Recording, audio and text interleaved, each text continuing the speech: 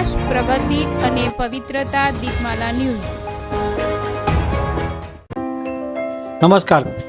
કલોલ ભારત માતા town hall ખાતે ઉમ્મીદ foundation દ્વારા મોટિવેશન કાર્યક્રમ યોજાયો. કલોલ ભારત માતા ટાઉન હોલ ખાતે મુસ્લિમ સમાજના ઉમ્મીદ ફાઉન્ડેશન દ્વારા મોટિવેશન કાર્યક્રમ યોજાયો હતો.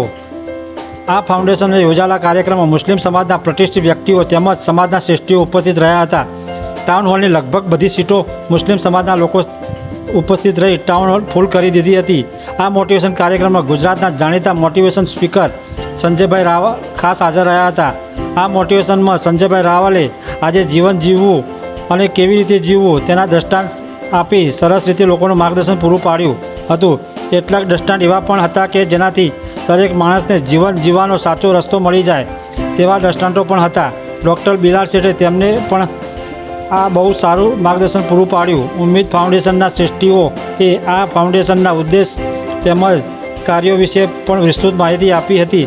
તેમજ મુસ્લિમ સમાજના યોગ્યતા ધરાવતા વિદ્યાર્થીઓને સ્કોલરશીપના ફોર્મ કેવી રીતે મેળવવા તે પણ જણાવવામાં આવ્યું હતું.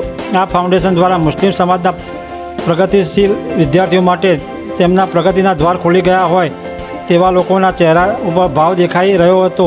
કેટલાક મુસ્લિમ સમાજના અગ્રણીઓ આ ફાઉન્ડેશનને કામગીરીને બિરદાવતા હતા. આ કાર્યક્રમનું સફળ આયોજન અસ્કાફભાઈ મહેમાન દ્વારા કરવામાં આવ્યું હતું. દીપમાલા ન્યૂઝ, કલોલ.